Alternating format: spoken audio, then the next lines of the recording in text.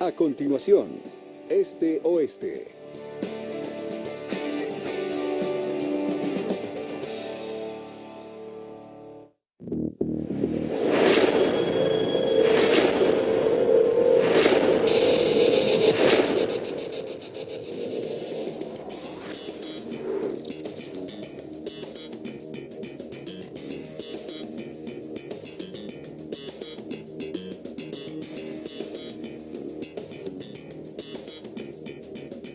Buenas noches y bienvenidos a Este Oeste.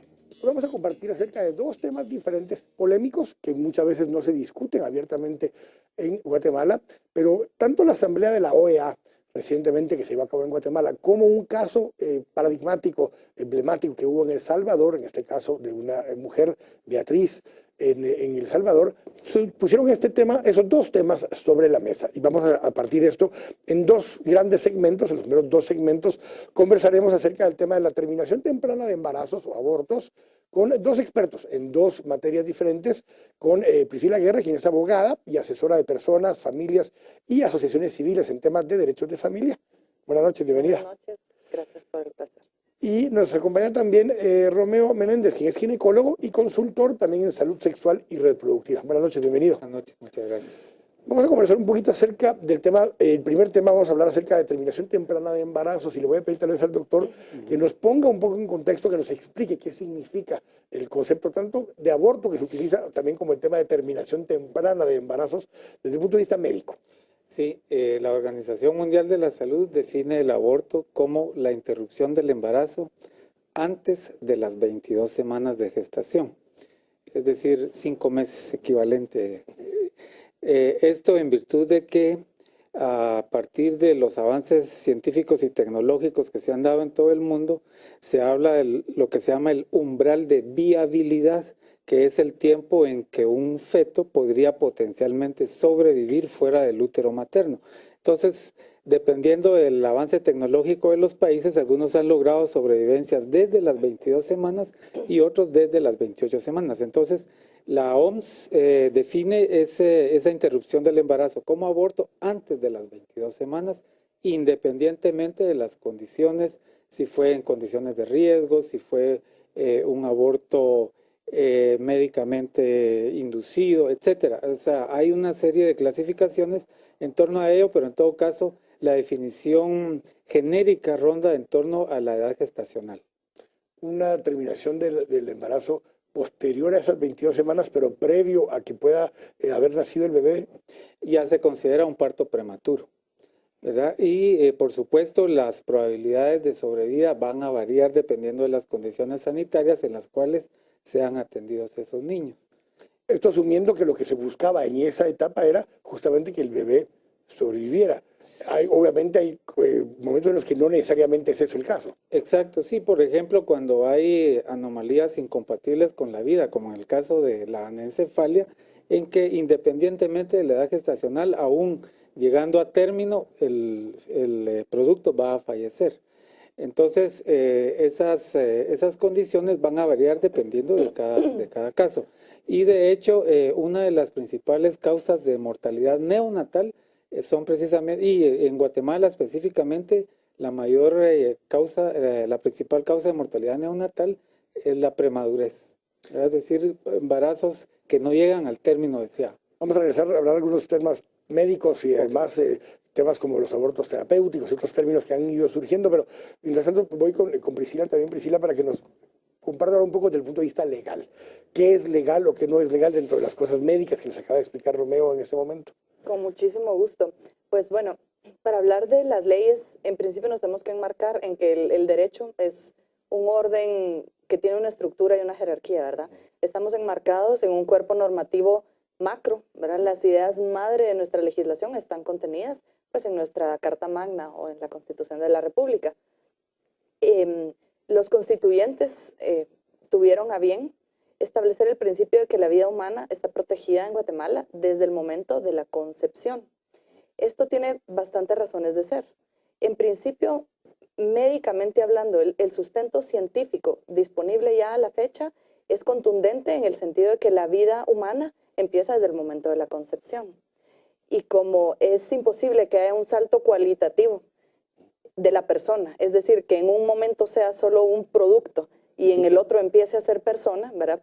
Sino que es persona en formación, persona en desarrollo, persona en crecimiento, pues entonces, como la vida es el valor fundamental, la Constitución lo protege desde que la vida misma es concebida, ¿verdad? Entonces, digamos, esa ya es la norma que regula todo lo demás. Está permitido en algunos casos el aborto terapéutico cuando está en grave riesgo la vida de la madre, pero en general el espíritu de nuestra legislación es la tutela de la vida y del ambiente natural donde la vida se desarrolla, ¿verdad? Que es la familia. Independientemente de que esa vida que ya fue concebida y que ya es aceptada así por la Constitución desde ese momento, como lo planteaba Priscila, independientemente que hasta los 22 semanas o un tiempo determinado así, médicamente pudiera sobrevivir esa vida ya independiente de la madre. Exactamente, y el sentido de esta regulación y de que nuestra Constitución lo tome así es que si el valor fundamental en el cual se apoyan todos los demás derechos es la vida, pues la vida se protege sobre todo en sus fases más débiles, porque si no tuviéramos razón de proteger al recién concebido, tampoco tendríamos razón de proteger a los menores en riesgo, tampoco tendríamos razón de proteger a los ancianos que ya no pueden laborar por sí mismos, por ejemplo. Porque no es una decisión propia de ellos en cualquiera de estas edades, digamos, estar en esa situación. Regreso un poco, doctor, con el tema justamente del aborto terapéutico. ¿Qué significaría en todo caso este concepto del aborto terapéutico? Lo que significa es de que es un aborto que se practica utilizando diferentes metodologías técnicas médicas cuando se trata de preservar la vida de la madre, cuando esa vida precisamente está en peligro de muerte, ¿verdad? Y entonces hay una intervención deliberada para poder salvar la vida materna, independientemente de las condiciones en que se encuentre ese embarazo. ¿Dónde se limita, dónde se diferencia entre que la razón sea porque el bebé, el feto, venga con algún tipo de potencial de alguna enfermedad, que es una cosa diferente, a cuando el riesgo es realmente para la madre si termina el proceso completo del embarazo? Bueno, las técnicas disponibles hoy en día permiten diferenciar alguna anomalía o un feto que tiene características normales. O sea, eso se puede establecer en cuanto a su aspecto macro, anatómicamente. Lo que no se puede determinar, es decir, por lo menos en Guatemala es bastante complejo todavía, el establecer algunas anomalías genéticas.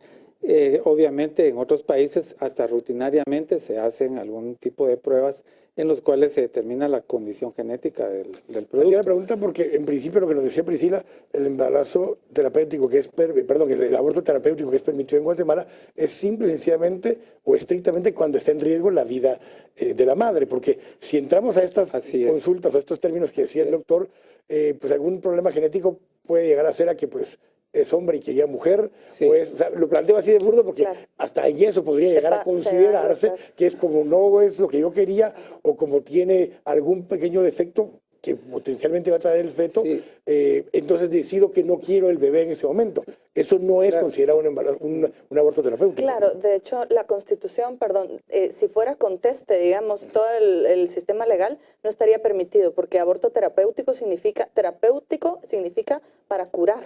Y digamos, el matar a un bebé en el vientre materno no cura a la madre de nada, sino que es un remedio que se piensa que puede llegar a ser, ¿verdad? Pero el peligro es potencial, no es actual. Sí, digamos, de hecho, en otros países ha existido ese debate bastante fuerte con relación a la selección genética. Obviamente, la mayoría se han pronunciado en contra. Lo que debe tenerse en consideración es de que sí existen algunas anomalías congénitas, no estoy hablando de genéticas, congénitas, que son incompatibles con la vida. Los conceptos son diferentes y que independientemente de la edad gestacional en la cual se interrumpe el embarazo, el feto va a morir. Entonces, eso sin no que está... eso ponga necesariamente en riesgo la vida de la madre. Sí, o sea, Puede incrementar, sí, algunas complicaciones que sí potencialmente pondrían en riesgo la vida de la madre, pero eso no lo contempla la legislación en el país. Lo que contempla es exclusivamente la interrupción cuando esa vida de la madre está en riesgo, independientemente de la condición fetal. Tengo que ir al corte. Vamos a volver a hablar un poquito de 2 o 3 temas justamente que estábamos poniendo sobre la mesa. Uno, el tema qué sucede con casos como el caso que se dio de Beatriz en El Salvador, qué hubiera sucedido con la legislación guatemalteca en el caso de Beatriz, y lo que sucedió con la Asamblea de la OEA, el planteamiento que hace la Convención, donde considera discriminatoria las prácticas de un país que no permite ciertos tipos de mecanismos de terminación temprana de los embarazos. Vamos a ir al corte. Estamos acá en Este Oeste. Volvemos en un minuto.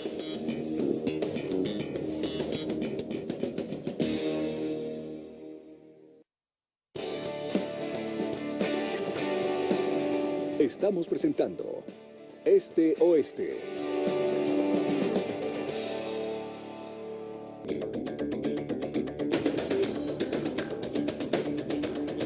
Estamos de regreso acá en Este Oeste conversando en estos primeros 2 segmentos del programa de hoy acerca de la terminación temprana de embarazos, abortos. Ya tuvimos una definición médica, tuvimos una definición también legal. Y vamos a ver algunos ejemplos y contemplar un poco qué pasaría o qué hubiese pasado si Guatemala hubiera ratificado la convención que no terminó firmando en la Asamblea de la OEA y las implicaciones que esto tenía. Nos acompaña Priscila Guerra, quien es abogada, asesora de personas y familias y asociaciones civiles en temas de derecho de familia, y Romeo Méndez, quien es ginecólogo, consultor en salud sexual y reproductiva. Pongamos el caso un poco de Beatriz y pongamos en contexto qué pasó en el caso de Beatriz en El Salvador. El contexto del caso de Beatriz es muy interesante porque no es un caso exclusivamente, digamos, particular o individual. Es parte de la punta de lanza de una batalla ideológica que abarca muchísimo más, ¿verdad? El caso de Beatriz fue tomado inmediatamente cuando se supo, Beatriz es el nombre ficticio, ¿verdad?, que tenía un embarazo en el cual el bebé presentaba esta anomalía, en el cual era casi 100% seguro que el bebé no podía sobrevivir. Se quiso hacer creer a la opinión pública que la vida de la madre, por el hecho del peligro inminente, la vida del bebé, estaba en peligro también. Y finalmente, después de una lucha ideológica muy fuerte en la cual se tuvo que consultar a las leyes, la Constitución de El Salvador, que también protege la vida, lo que terminó sucediendo fue que el bebé pudo nacer.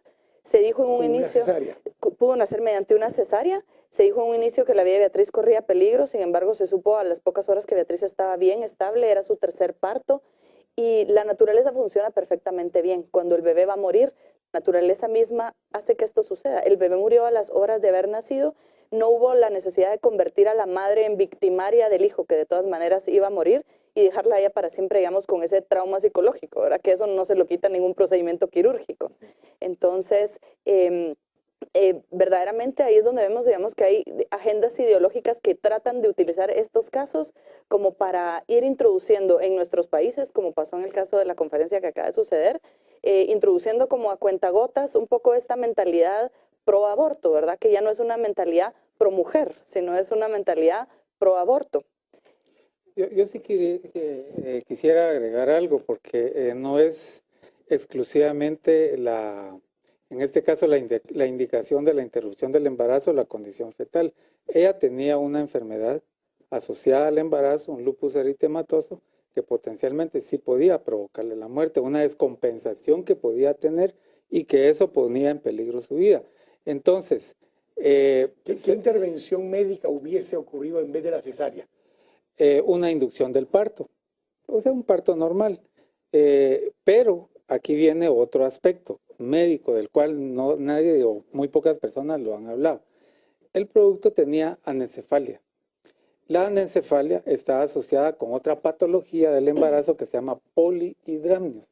El polihidramnios es un volumen aumentado de líquido amniótico desmedido que provoca una sobredistensión del útero. Este polihidramnios le pudo, ante un parto normal, a término, le pudo haber provocado a la madre una atonía uterina. Consecuentemente a la atonía uterina, una hemorragia posparto, y esa hemorragia pudo haberle provocado la muerte también. Adicionalmente hay otro factor, y es el hecho de que la anencefalia puede asociarse a embarazos prolongados.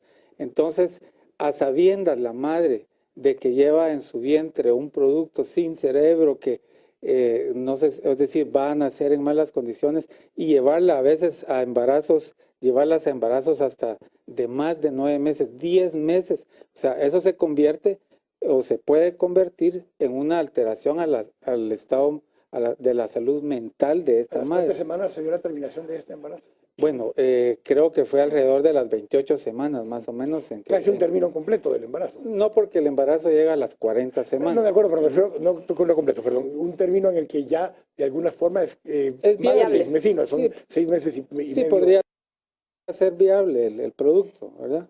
Pues hay que agradecerle realmente al doctor que nos da todas esas precisiones y de hecho todos estos riesgos y potencialidades que hubo en el embarazo de Beatriz ponen más todavía de manifiesto cómo es que todos son teorías, ¿verdad? Es decir, todos son supuestos que pudieron haber pasado.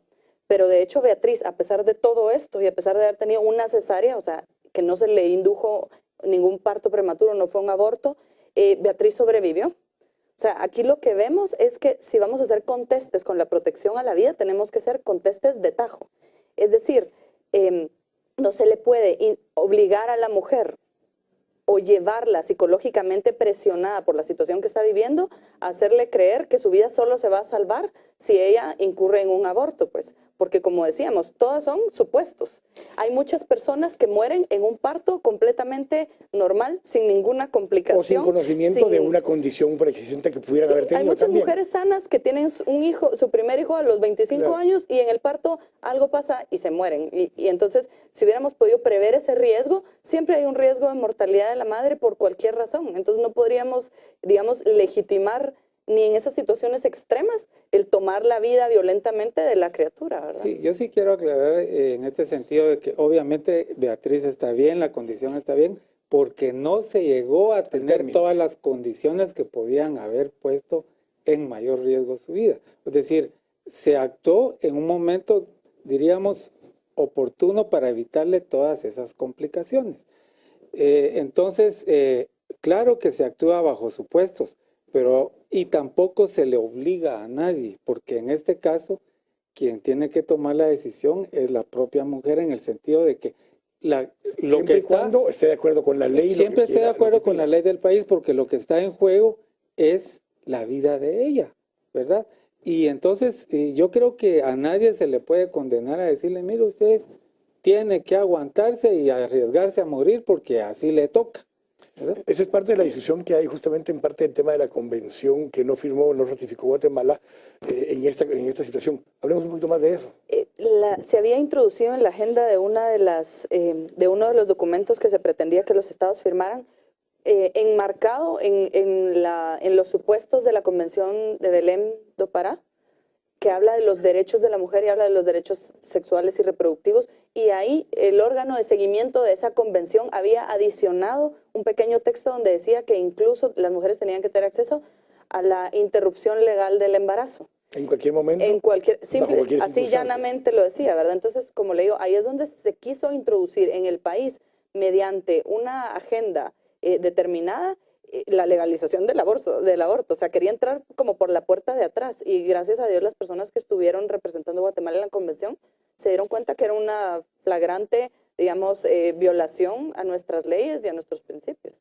Ahora, las convenciones internacionales por lo regular no imponen a los países, es decir, se llega a un consenso y cada país puede hacer inclusive sus propias reservas.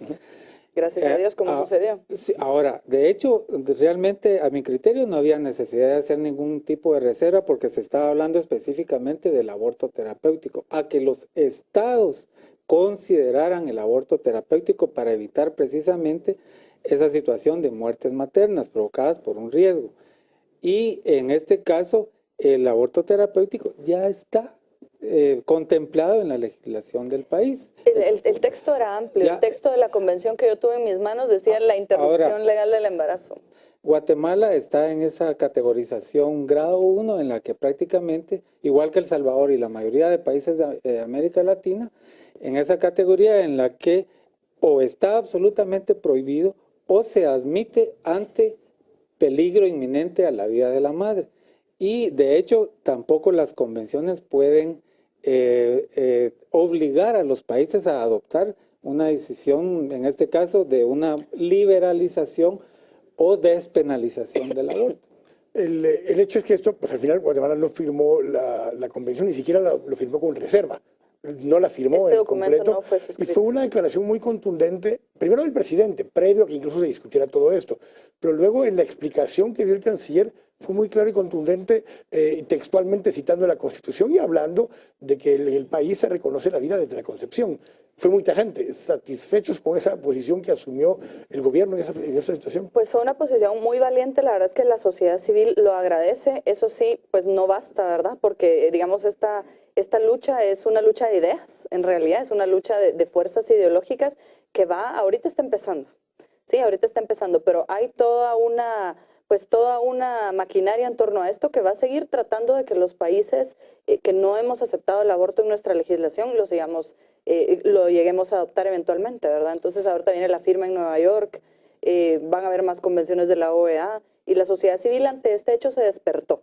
Es decir, se dio cuenta que tiene que involucrarse activamente en los temas que tocan sus valores fundamentales, que son de derecho natural, o que si no, alguien más los va a decidir por ellos sin su conocimiento, ¿verdad? Correcto, gracias Priscila. Romeo. Sí, yo creo que es un tema que merece la discusión, ¿verdad? Y hablar de sociedad civil también, es decir, hay que visualizar las diferentes posturas, porque unos están a favor, otros están en contra, y en todo caso, lo pertinente, diríamos, tendría que ser alcanzar consensos mínimos, condiciones específicas bajo las cuales podría ser aceptado, digámoslo, en virtud de las diferentes circunstancias sociales que están ocurriendo. Pero es un tema que debe, y hablo específicamente de las violaciones, estamos hablando de la violencia sexual en contra de las niñas, etcétera. Entonces hay muchas circunstancias bajo las cuales el tema tiene que ser abordado y tiene que ser discutido. Pero también creo yo que no debemos arrogarnos la exclusividad de sociedad civil porque hay diferentes posturas en torno al tema. Gracias, Romeo. Gracias, Priscila, por haber participado con nosotros hoy. También al corte, al volver, vamos a compartir acerca del otro tema, del tema que también se tocó en la Asamblea, y el tema de matrimonio entre personas del mismo sexo. Gracias, ambos. Vamos a ir al corte, estamos acá en Este Oeste, volvemos en un minuto.